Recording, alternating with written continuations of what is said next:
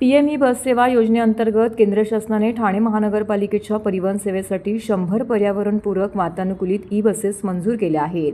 येत्या एप्रिल महिन्यात या बसेस टीएमटीच्या ताफ्यात दाखल होतील।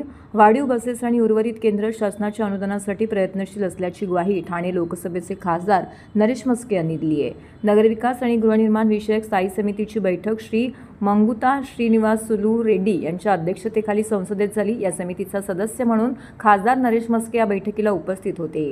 परिवहन सेवेच्या विस्तारासाठी तसेच आगारांच्या पायाभूत सुविधांचा विकास आणि अद्ययावतीकरण या विषयांवरती ठाणे लोकसभेचे खासदार नरेश म्हस्के यांनी महत्त्वपूर्ण मुद्दे बैठकीत मांडले। प्रदूषण कमी करण्यास हातभार लावणाऱ्या 100 वातानुकूलित आरामदायी ई बसेस ठाणेकरांच्या सेवेसाठी दिल्याबद्दल बैठकीत खासदार नरेश म्हस्के यांनी पंतप्रधान नरेंद्र मोदी आणि केंद्र शासनाचे प्रथम आभार मानले। तसेच ठाणे शहराची वाढती लोकसंख्या लक्षात घेऊन ठाणे परिवहन सेवेला जादा बसेस द्याव्यात अशी मागणी खासदार नरेश म्हस्के यांनी केली आहे।